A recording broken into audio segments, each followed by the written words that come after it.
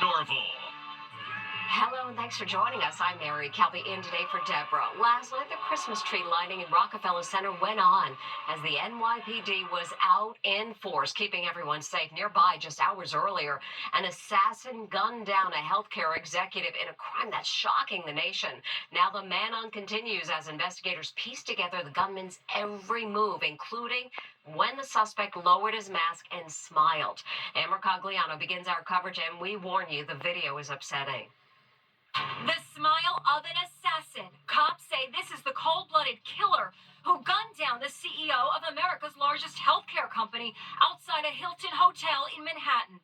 Residents say the gunman spent the night before the murder in room 407 in this $50 a night hostel, 3 miles from the scene of the murder. He reportedly checked in using a fake New Jersey ID. He stayed in a dorm room like this one with 2 other men, strangers, who told police he wore a mask most of the time. But he dropped that mask for long enough for a surveillance camera in the lobby to catch these images.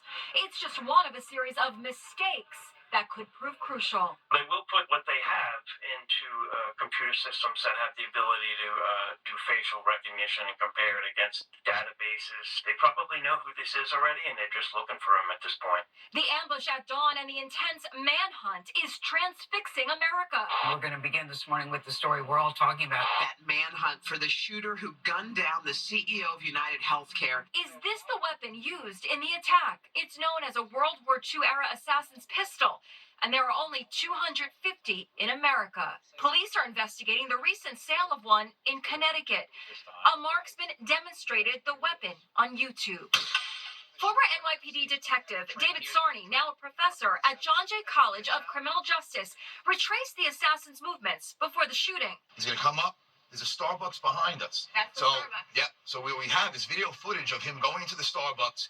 He buys stuff, apparently with cash. Surveillance images show the assassin with his face partially exposed inside this Starbucks 2 blocks from the crime scene. He buys power bars and a bottle of water. When you look at professionalism and a professional shooter, that's not what it seems right here.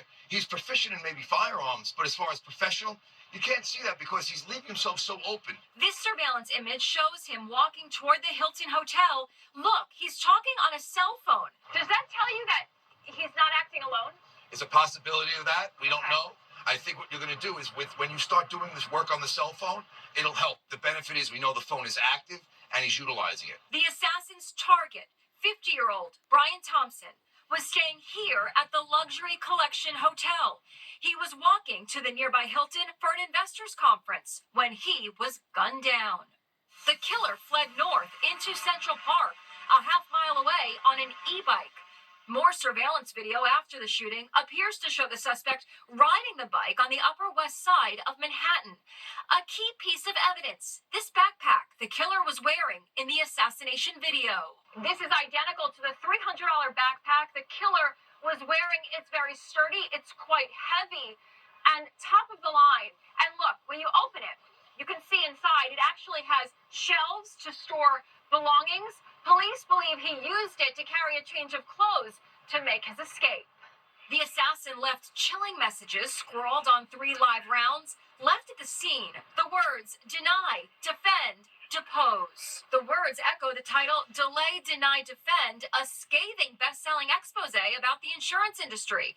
Delay, deny, defend is the strategy insurance companies allegedly use to avoid paying claims. The discovery is fueling speculation that the killer had a grievance against either Brian Thompson himself or United Healthcare. Last July, protesters targeted the United Healthcare campus in Minnesota over denials of claims, and 11 people were arrested. Was the smiling assassin triggered by the denial of an insurance claim? This person is out for justice. This person was wronged, or he's working for somebody that was wronged, and he wants the world to know that he corrected this. And we're learning more about the victim. CEO Brian Thompson was married with 2 children, and his wife says he had been getting threats from people angry at the healthcare system. So was he traveling with security? Les Trent has more on that. New details are emerging about slain United Healthcare executive Brian Thompson.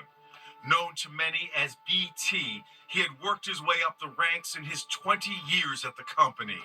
Friends and co-workers are remembering 50-year-old Thompson as whip-smart and likable. A graduate of the University of Iowa, he and his wife had 2 teenage sons. His boss gushed about Thompson in a video sent to employees after his murder. Brian was a truly extraordinary person who touched the lives of countless people. Thompson's wife, Paulette, also praised him. Brian was a wonderful person with a big heart and who lived life to the fullest. Thompson owned this $1.5 million 5-bedroom home outside Minneapolis. Reportedly, he and his wife lived in separate homes less than a mile apart for several years. Some are expressing surprise that the executive did not have personal security with him at the time of the shooting. His wife told a reporter he said there were some people that had been threatening him. Thompson worked in what the Wall Street Journal calls a much reviled industry. And this from the New York Times.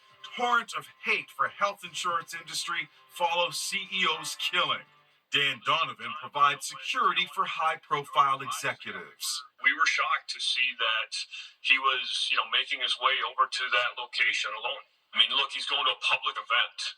It's different than going to your home office or, your corporate office. Flags at the UHC headquarters in Minnesota are flying at half staff in Thompson's memory. Today, Minnesota police said there was a bomb threat targeting the slain executive's home. No explosives were found. It's a new threat to your holiday deliveries. This guy allegedly stole 2 Apple laptops and didn't even wait till they were on the porch. The driver actually handed in the pricey computers because cops say he was pretending to be the homeowner using a fake ID. Here's Jim Murray. A UPS delivery driver is handing over a new Apple computer to a guy he thinks ordered it. But cops say the man in the white t-shirt is actually a thief who somehow knew about the delivery ahead of time. Look, just minutes before, the guy is hanging out in front of the home in Irvine, California. When the UPS driver pulls up, cops say the alleged crook presents a fake ID to the driver. There's the real homeowner stepping onto his front porch as the suspect gets into a waiting car and takes off. 40 miles away at this home in Los Angeles, cops say it happened again, and the very same thief was waiting for a UPS driver to deliver another Apple laptop. There's the suspect in that same white t-shirt. He intercepts the UPS driver right in the middle of his delivery. Cops say the alleged thief again presents a fake ID on his phone and then takes off with a $4,500 Apple computer. I was so angry. I'm like, where is this guy? I spoke to the second victim. I went to ask the drivers what happened. I'm like, hey, who did you give my package to? And he said, well, somebody showed me an ID with your name and address on it. That shows a level of planning, doesn't it? I thought so. So how could the suspect find out exactly who is ordering the laptops and when they're being delivered? Do you think that they're hacking into the UPS site or the Apple site? What do you think is going on? There's several possibilities that detectives and even myself have considered on how they're obtaining this information. It's still unknown at this time. So is there anything you can do to keep your holiday delivery safe? Have it redirected to an actual store where the clerk has to request a physical ID to receive your package. UPS says they are aware of the incident and are cooperating with authorities.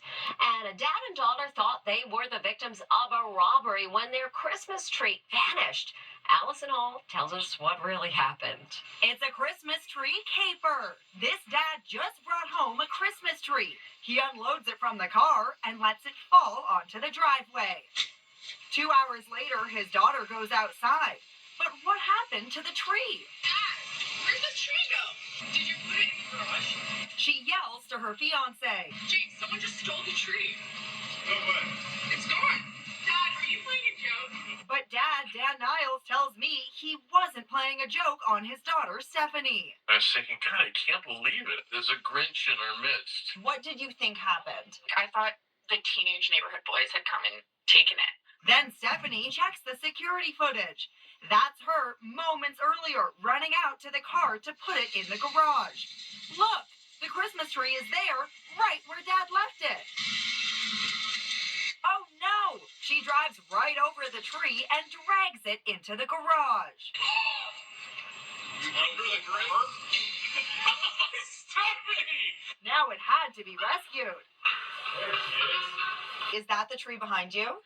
Yes. She's alive. It's a Christmas miracle. Where'd the tree go? Mystery solved. Latest shrinkage at the supermarket. Caps on the top of beverage cartons. The aim is to use less plastic, but it's making consumers twist and shout. This woman is struggling to twist off the top of her favorite carton of milk. Look at her try every which way. All that work just to remove the cap, including getting a grip with her t-shirt. More and more people are complaining that it's getting harder to twist off bottle caps. They say the shorter cap makes them a lot less grippable. Now, check this out. Here's a carton of half and half. It too has a shorter cap, and it takes some work. It takes some work to open it. Look at this comparison. On the left, a shorter cap at 17 millimeters, and on the right, the one we've always known at 21 millimeters.